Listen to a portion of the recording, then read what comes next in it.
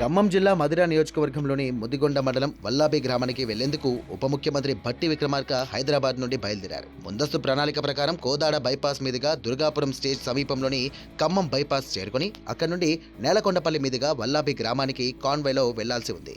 Deputy CM కాన్వాయ్కు escort వాహనాలను అందించి సురక్షితంగా గమ్యస్థానానికి చేర్చే బాధ్యతను కోదాడ రూరల్ ఎస్ఐ గోపాల్ రెడ్డికి అప్పగించారు. బైపాస్కు చేరుకున్న వాహనాన్ని ముందుగా నిర్ణయించిన రూట్లో కాకుండా అనంతగిరి మండలం తమ్మరబండపాలెం వైపు ఉన్న అడ్డదారిలోకి మళ్లించారు ఎస్ఐ గోపాల్ రెడ్డి. కొంత దూరం ప్రయాణించిన తర్వాత రహదారి పూర్తిగా లేకపోవడంతో కాన్వాయ్ మధ్యలోనే నిలిచిపోయింది.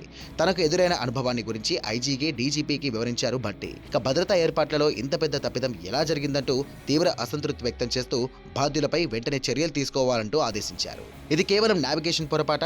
భద్రతా ప్రోటోకాల్లో ఇంత పెద్ద తప్పిదం ఎలా జరిగింది? డిప్యూటీ సీఎం కాన్వాయ్కు ముందుగానే రూట్ క్లియరెన్స్ ఇవ్వలేదా? ఒక్క ఎస్ఐ తప్పిదంతోనే ఇలాంటి ఘటన జరిగిందా? లేక వ్యవస్థపరమైనటువంటి వైఫల్యమా? ఈ ఘటనపై పూర్తి స్థాయి విచారణ జరుగుతుందా అన్న ప్రశ్నలు ఇప్పుడు వినిపిస్తున్నాయి. అంతేకాకుండా పోలీసు వ్యవస్థలో గత ప్రభుత్వానికి అనుకూలంగా పనిచేసే అధికారులు ఉన్నారా? ఇది వారి పనేనా అన్న అనుమానాలు కూడా సోషల్ మీడియా వేదికగా లేవనెత్తుతున్నారు. ప్రస్తుతం తెలంగాణలో కాంగ్రెస్, బీఆర్ఎస్ మధ్య రాజకీయ రగడ తీవ్ర రూపం దాలుస్తోంది. సవాళ్లు ప్రతి సవాళ్లు విసురుకుంటున్నారు అధికార ప్రతిపక్ష నాయకులు. ఇలాంటి సమయంలో జరిగినటువంటి ఈ ఘటన రాజకీయ చర్చకు కారణమైంది. ప్రస్తుతానికి సంబంధిత ఎస్ఐపై శాఖాపరమైన చర్యలు తీసుకున్నారు పోలీసు ఉన్నతాధికారులు.